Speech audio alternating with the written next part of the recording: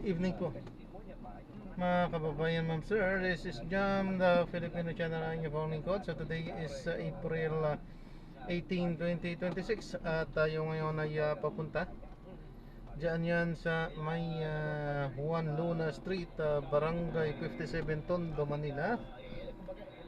At dadalhin po natin sa may ano? Silang Lungkan Restaurant sa may Diosdado Macapagal Boulevard, Barangay 76, Pasay yan. Okay, so magbabalik po tayo mamaya konti pag nakuha na po natin sila. Disclaimer lamang po, ang content po natin ay kalsada at hindi ang passenger. Kaya nga naman, sakasakaliwan po na may marinig kayo mga pangalan ng lugar, pangalan ng tao, ayun, pangalan ng organisasyon sa government o private man yan. Ako po, sa lubong na sa lubong, ang bilis pa. Grabe talaga ang mga tao. Ay, wala pong kinalaman ng channel to at wala pong pinapatungkulan. Lahat po ng pinag-uusapan dito ay pawang dito lamang po yan sa loob at wala pong pinapatungkulan sa labas. Sige po, magbabalik po tayo mamaya konti po. Yan, makinig tayo ng mga nagbabagong balita at talakayan. Malapit naman na tayo. Talagang hindi niya natanggap, hindi niya matanggap na wala siyang manang makukuha bago pa sa susulan niya. Oo, buhay niya. Correct. Kaya dapat partner, samahan niyo po kami na talakayin itong pambihirang kasong ito.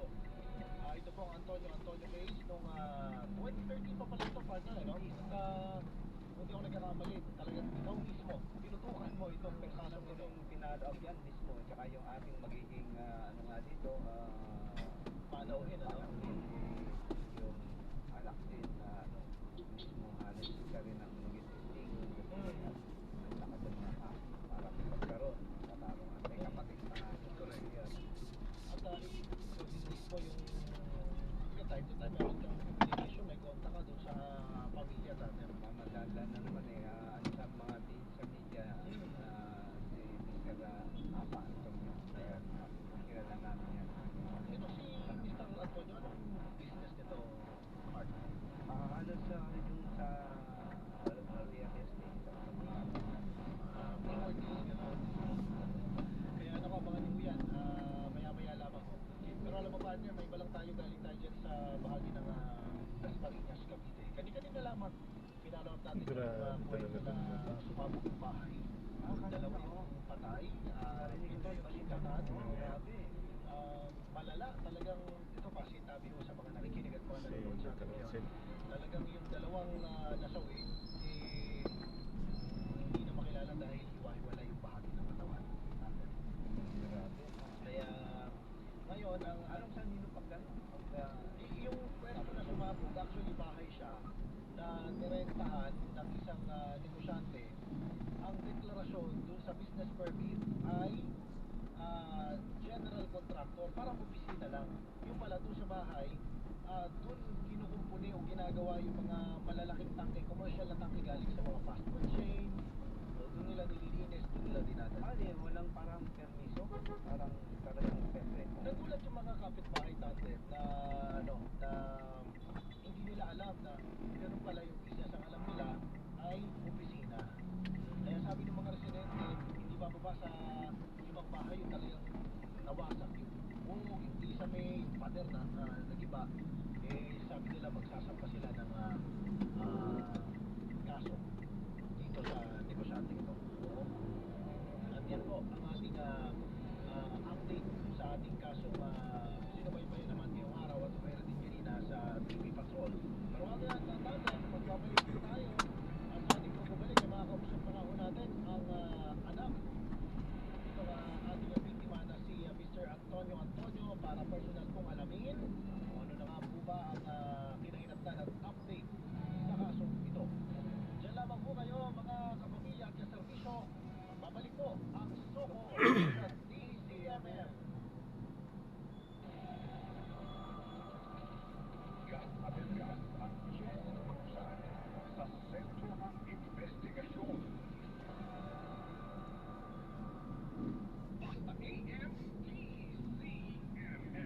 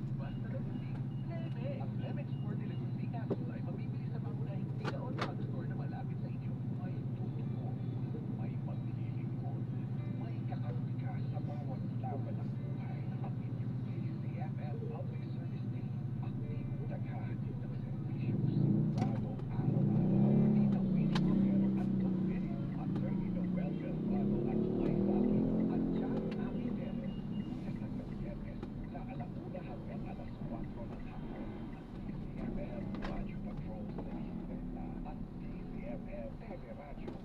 Matagal na importanteng cornet ng katawan sa unhealthy lifestyle. Maaari itong mag-damage at humina. For liver health,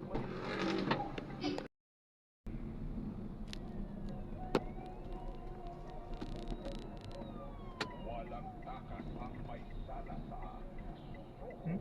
sa DCMM. Sakit. Sakit. Mga kapamilya, nagbabalik po ang Somo sa DCMM. Hindi po magandang gabi sa ating mga nakikinig at nanonood sa DCMM, Radyo Patrol 630, sa YouTube, Facebook partner, napapanood din tayo. At sa lahat ng mga nakikinig at nanonood abroad, sa mga partner, mapapanood ang DCMM. Kaya sumali sa ating talakayan, ano? Magpadala ng inyong mensahe sa DZMM Viber 0919-278-3000. Para naman sa mga katanungan, maaari ding tumawag sa hotline 8924-4101, local 5671-5672 at 5673. Napapanood din po kami sa DZMM Teleradyo, YouTube at Facebook. Kaya like at subscribe na. Subscribe na po kayo at syempre sa mga nakatutuko sa radyo, partner, yung mga nasa sasakyan, mga taxi driver na ginawa na hong issue ang pakikinig sa show ko sa DCMM. Maraming salamat po. At syempre napapanood din po tayo nationwide sa DCMM Teleradyo Cable Channel at sa buong mundo sa pamamagitan ng The Filipino Channel at I1. At yun na nga partner, without further ado, importante yung mabigyan linaw ang bawat detalye ng kaso ito. This is a very, very talagang napakamasalimuot na kaso. Nasa kabilang linya na ngayon, makakasama natin ang mismong anak ng biktimang si Ginoong Antonio Apa Antonio. Si Miss Shalen Antonio, isa po sa kanyang mga anak ay makakasama natin ngayong gabi ito. Miss Shalen, magandang gabi po. Jessie at Gas Abelgas sa programang Soko sa DCMM. Ay, good evening po, Jessie and Gus. Salamat po sa pag-invite. Salamat sa panahon naman na siya rin at talaga namang siyempre hanggang ngayon ano po ito significant at saka hindi pangkaril yung nangyari. Sa ano bang estado nung nung may kasalanan na nasa definitive prisons yan? Sa ngayon po, after po nung promulgation, I think it's in 2023, nag-start na po siya after a few months yung nabasahan siya ng conviction and confirming po na nandun siya and after po mailipas siya from the CJ, wala na po kami masyadong balitaan. Yung ano ba? Yeah. Yeah. Yes. Yung bago po nitong presidente, wala naman parang mga usap-usapan o problema sa pamilya o relasyon sa kapatid. Actually po, syempre within our family, right after the tragedy, nagkaroon po ng matinding division. So naging malinaw naman po yun over the years na simula po nila kami sa Soho. At saka nung nagkaroon po ng interest ang publiko at natulungan po kami ng show ninyo agad.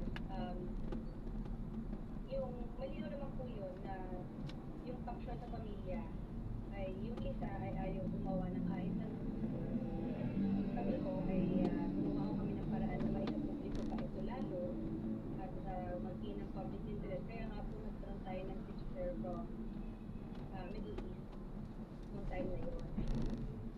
Doon po natin na doon po tayo nagkaroon ng information. Oo. At yun nga ma'am Shalen, medyo kanina habang binabasa ko yung kaso at pinapakinggan ko rin yung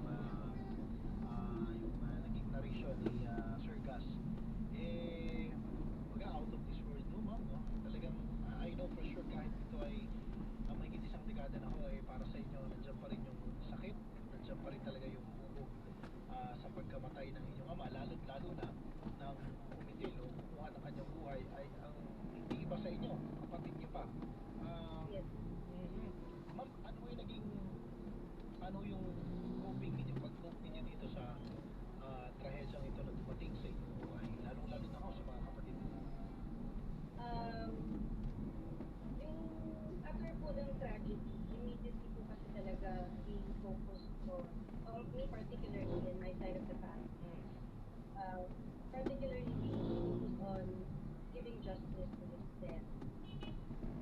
Marami po kasing nangyari pagkatapos po ng pagpapatukan, nag-surrender siya, nagkaroon pa ng territorial jurisdiction, so Pinas Police ang nag-responde, tapos surrender siya sa Parañaque Police, only to find out that our residence is in the boundary of Las Piñas and Parañaque, na kaya napakawalan po yung suspect.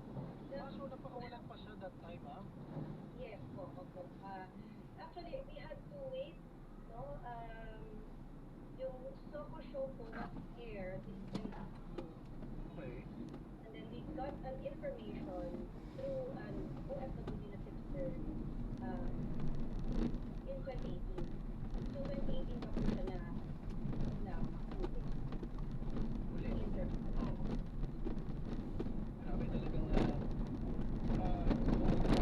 nangyayari, marami siguro nagtatanong na because of mana, nagawa ko yun ng inyong kapatid na ano ba klaseng ama itong ating si Sir Antonio? Kasi mahusay po siya. Pinutulan po siya sa community at saka sa kahit sa media, mga natin Alpigan. Yes, mahusay na active pa siya, live pa siya. He's very service-oriented. And in fact, he was the past president of the United Theaters Association for about 3 terms. And he was president of some organization. And he was very active in the industry. And bilang iba, napakahusay po. So I think this is a classic case within the family. And Nelson is the firstborn. Yun nga po, basic nga yung siyempre magandang relasyon sa pamilya, pero nagkaroon nga ng pagkakataon at hindi pa natin sabi kayo no, parang pinaka main evidence ko yung family meeting na tinatanggalan po ng mana si Nelson, no? Paano pong sinabi ni Ano bang context yun, mapapakayari yun? Totoo bang right away, partner? Right away, nagkaroon ng pag-uusap yung family po ninyo at sa harap po kasi namin si Antonio na oo, wala na. Paano yung nangyari ito? Mapakikwento lang ako. Around November 12, my father called the adults in the family to have a meeting with my residence in Parañaque. What he said was, I was also young that time, and we were surprised to hear the story that there was a malversation of funds within the family corporation and embezzlement. So instead of him filing a legal suit pursuing to run after Nelson, what he did is that he just removed the privileges and he parang terminated yung employment niya. And eventually, he also convinced us that may ginawa yung brother namin, half brother namin, which we were all in shock in that meeting. If you see, we were all young back then. Syempre, we were hoping na bakit gano'n? Hindi namin alam that it's even possible. We cannot even grasp the truth. So, that time, our father was depressed. He was depressed because he had a heart attack.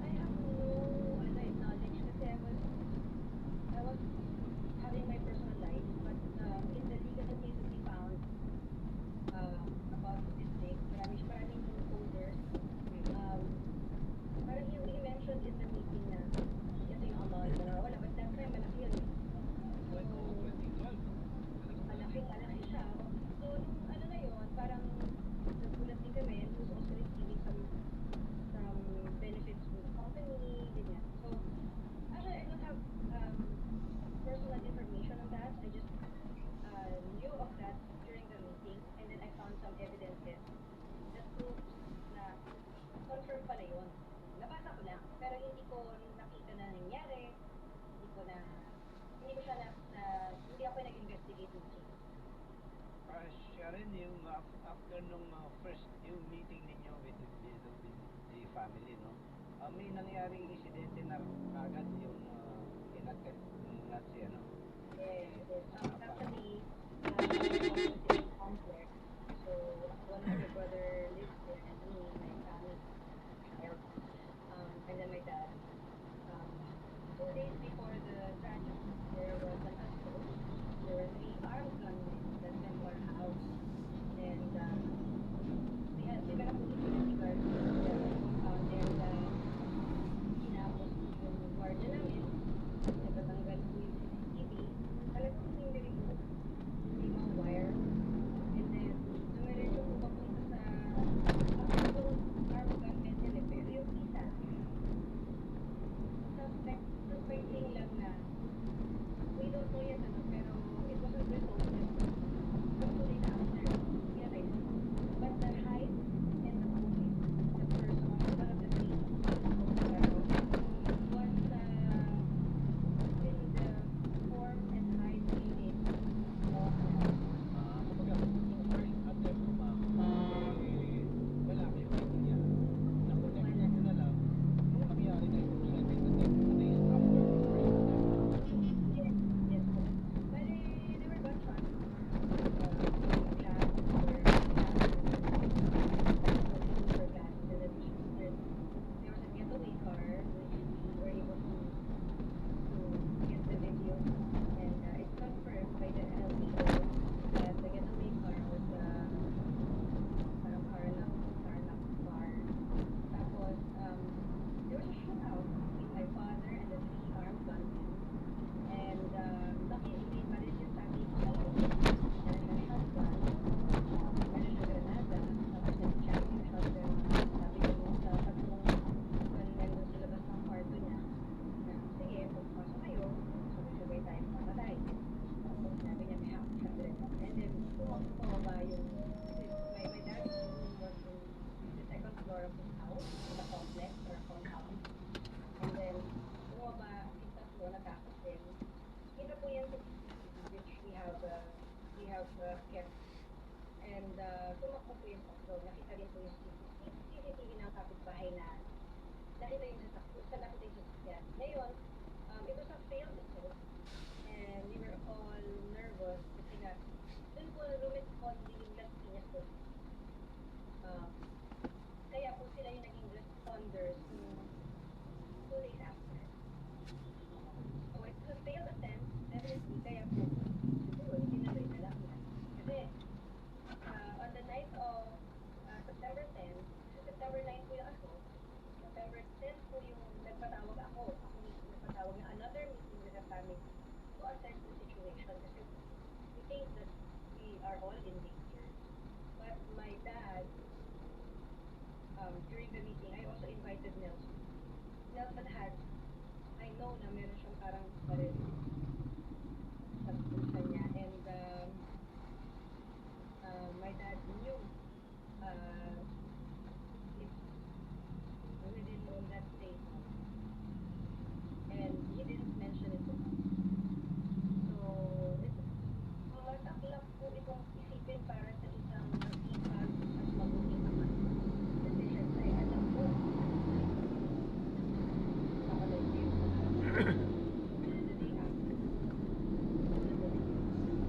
So yung incident na confirm na yung una related na dito sa second incident na confirm na si Nelson niya yung Yes po, yes.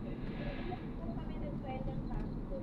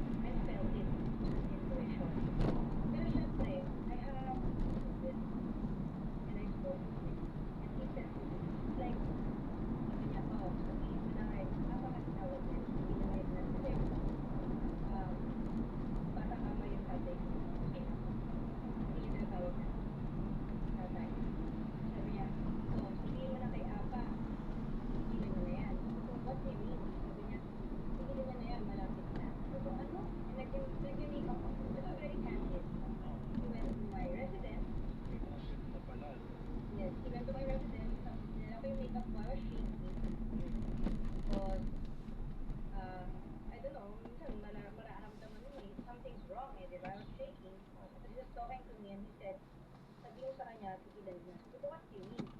Tigilan na kasi malapit na. Sabi ko, ano sinasabi mo? Binaba ko yung, nag-makeup ako ganyan. Binaba ko. Sabi ko, ano sinasabi mo? And then he goes, basta, sabihin mo, tigilan na niya. So parang Tapos in a ako- way, that's ano, may threat na agad. Yes. I didn't know what it was. I couldn't find the word on how to describe that situation. And I didn't have the time to tell anyone. Because I was so stressed about the state of soul that I was inside the house. I heard the gunshot. And so takot na ako. So sabi ko, I'm gonna leave. I'm going to leave because I have a 2-year-old daughter. I wanna get out of it, whatever it is. So, yun, parang meron akong, I don't know how you call it po eh. Hindi ko kasi alam yung tawag sa sinabi niya sa akin. That's it, even it down. Meron ka na agad kutob, ma'am. Ito, yes. Pero nagbigay siya ng pahiwatig. Nagpahiwatig siya na, magpabiyala. Parang hindi ko lang, I don't get it. So, At the time na nangyari yung crime, hindi na napag-connect. yes. At the time, wala bang fear no, na baka ikaw mas makadamay? Oo, nagtanong po kami. After there was a time na we requested for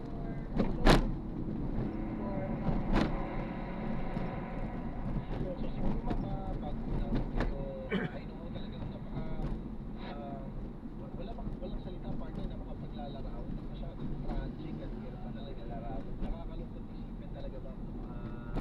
I myself kasi ako ay tatay ko doon namatay sa sakit. Kung pagmahal ako sa ama eh. At mahal ko rin po ang ako. opo, di ba ma'am? Siguro, ano na lang yung mensahe, in behalf of your family din siguro. Oo. Kay Nelson ma'am. Oo. Actually, right there and then, I've mentioned this to Tagas po nung time na i-interview niya din po ako for the show. The first thing I did was I forgave him. Kasi po, I'm not in a position to make him pay or ano. I just have to do what's right while I am here on earth. And syempre, there's blood, pero I cannot, hindi naman po pwedeng hindi namin i-pursue yung tamang nangyari. So, yung siya, wala po yung source ng time na yun, hindi talaga namin siya mahanap. At kaya nga po, di ba po ngayon na usapan din po sa public yung red notice, na-experience ko rin po yan na nakapag-submit ako ng red notice sa PNP, ganyan, tagal po yung proseso. Yung gusto po namin pag-isip ko is something na parang ano po namin to show that dapat talaga justice will prevail even if magkadugo kayo kung ano naman eh cannot take someone's life, right? And only God can take your life. So sa akin po, sa aming pamilya, sa aming lahat, itong time na to is healing na po kami. Healing na po. And when the time comes that when you get out, we'll still be here. And gusto hindi naman din namin gusto yung sitwasyon na to. Pare-pareho. Charlotte, maraming salamat sa oras niyo. Partner na natandaan niyo kasi ang in-interviewin mo namin dito ma'am si Miss Jerry Picasso. Kumbaga, yung sinabi niyo na I already forgave him. Parang naalala ko ulit partner yung ano eh. Radical love naman. Talagang wala naman tayo partner sa sitwasyon para sabihin at husgahan yung tao. Pero ito na mismo yung kanyang kapatid nagsabing pinapatawad na rin. At saka pagkukumit ng crime nga is against the public, hindi personal. Yes.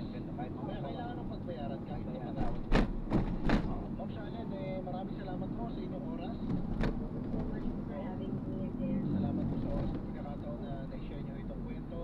At we will pray for you mo sa healing po ng inyong pamilya. Mag-adjust na siya, lalo na si Vladimir, no? Okay naman. Salamat po ulit. Thank you ma'am. Thank you po.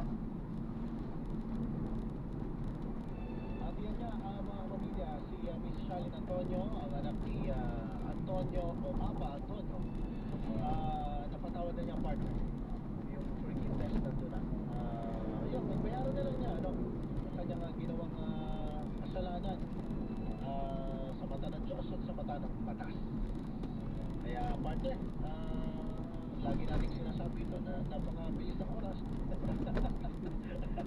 Parang Nauna tayo ng oras. oo, parang nabitin din tayo sa discussion, parang pa rin tayo doon Magandang pag-uusapan. Oo, kaya ganun mo talaga dito sa Soko sa DCM. Medyo, Kaya- pipitin-pitinin mo namin kayo. Oo. Yung mga talagang ano natin, fans niya sa Oo. Soko sa DCMM. Yung magandang ko kayo. Next week kung ano ang tatalakayin namin. Kaya naman ho, ito na po. Partner, magpapaalam na tayo dahil susunod na po ang programang Kagabay sa Kalusugan kasama sina Pastor James Alejandro at si Ate Lems Turla. Muli po kami ang inyong nakasama. Ako po si Jesse Cruzat. Ako naman, si Gada Berga. Muli po ito ang Soko sa DCMM.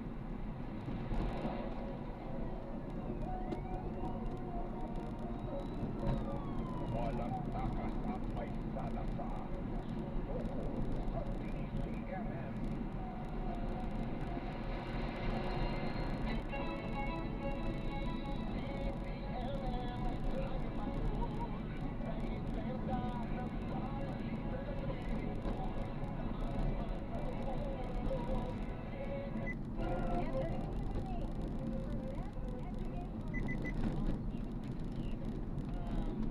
My concert at Archangel sa Viva Cafe. Naganap July 15, 2026. And shoutout kay Shomak Sampalo. Shoutout sa inyo. Mark Ruel, si Mark Ruel, Delito at John. Shoutout sa inyo at sa mga parents ko dyan sa Villarreal naman, sa mga taga-Villa. Ganun sila. Oo. Ano ba, mahal mo? Maupay na gabi. Maupay ang gabi. Oo. Sa Bicol naman, sa area ng Albay at iba pang part, ay naman sa area. And shout out kay Mark Del Santos na nanonood sa ating TV channel. Sabi niya, buti pa Sister Ellie kakasal na. Wow! Sabi ganun din. Salamat. Pero hi kay, ano ba ito? Celia lang. Sino to? Ay, sorry. Nanonood siya. Si Dr. Hi, Doc. Magandang gabi sa'yo. Nanonood siya. Ayan. Sa ating Facebook Live. And ano, kay Leo Cervantes Cabares, magandang gabi. Hi, kay Nikki Pallier Villa, magandang gabi. Shout out sa BMC family daw nanonood sa DZRH. Kay Muhammad Ismael and of course kay Paulo Campana, isang magandang gabi. And of course, Ariel, thank you so much. May pahabol na ba? Thank you so much din. Sobrang grateful ako sa iyo, Aww. Sister El, for having me here. Yes, Of course, again. And nagkamali again. Pero hindi, it's Sobrang, okay. sobrang thank you for letting me experience Pilipinas. Yeah, yes, oo, at least, diba? Ariel, thank you for being here. Patao, thank you so much. Maraming salamat sa pagtitiwala sa programa ko and of course sa DZRH. At sana marami pa tayong mga local artists na may guest dito at supportahan po natin ang ating mga local artists at ang talento ng mga Pilipino. At with that, magpapaalam na po tayo dahil 2 minutes after 7 in the evening na sunod na po ang programang Hanap Buhay Diary with Kai Julias. Maraming salamat, Ariel Daloraya. And I cannot 30 tagay nanonood siya. Laging nakatutok yan Monday hanggang Saturday. Sinasamahan tayo sa programa. Mr. Elmo, Elena, sige, stay safe everyone. God bless and mabuhay po tayo lahat. At happy weekend, mag-iingat po tayo. Oras, 7:03. Number one na naman ang inyong DCRH. Sa latest survey ng Kantar Media na inilabas nitong January 2026, hindi lang sa Metro Manila, kundi pati rin sa Mega Manila. Ang tunay na DCRH lang ang inyong tunay at totoong pinagkakatiwalaan. Taos-puso po kaming nagpapasalamat sa inyong patuloy na pagtitiwala. Dahil Drop na natin siya. Maraming salamat po sa panonood hanggang sa muli. Ingat. God bless. Paano po na? Nasamantala tayo gagawa na ng ibang video sa atin. Susunod na video. Paalam po.